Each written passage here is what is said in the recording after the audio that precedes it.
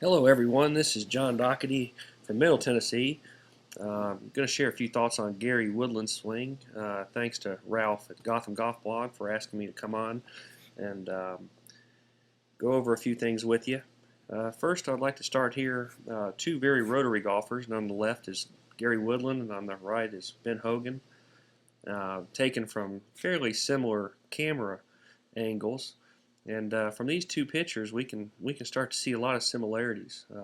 First off, how much those hips have rotated, but yet how much that right shoulder is down, and how much those left wrists are uncocked, and how bent that right elbow is on both of them. How their knees are pretty close to each other, and how their right foot are rolled.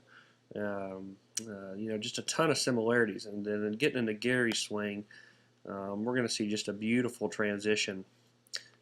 As his wrists start to finish their cocking at the top of the backswing, we're already going to start to see that knee. If you see as I'm moving that a little bit, you start seeing that knee move left, and that left hip start moving around. Getting a lot of separation, left hip starting to come around, but yet that right shoulder is not popping out like I see a lot on video. On the range tee, his right shoulder is actually going to start working downward as that left hip's working aroundward.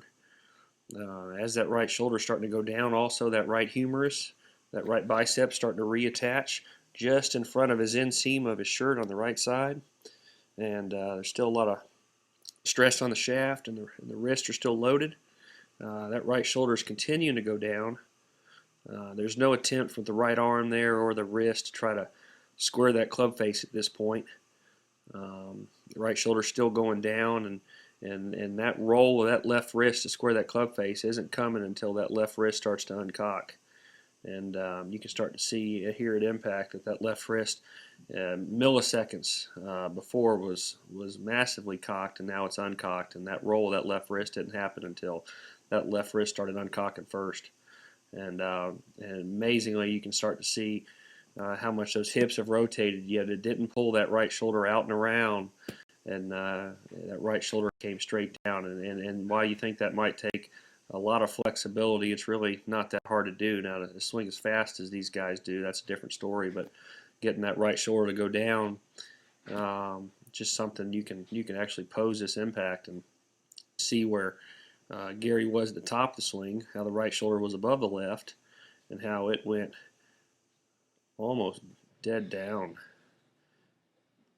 And that left wrist, as that releases happen, is getting even a little arched like Mr. Hogan did, and helping getting that left wrist uncocked as that left wrist just begins to square that club face. Really no attempt on the right arm there, no firing of the right arm in either of these two swings. Mr. Hogan, Gary Woodland, very similar. Just a few thoughts. I think all of us could sit here and pose this impact alignment and be better off. But again, the main key points I'd like everyone to see is the transition, what happened there first in Gary's motion, and how that didn't make the right shoulder come out. Actually, the right shoulder went down, and also how the left wrist began its uncocking before that roll of that left wrist came back to square. Just some thoughts I think that Gary does really well, and I think we're going to see a lot more of him in the future. Thanks for asking me to share a few thoughts. Y'all have a good one.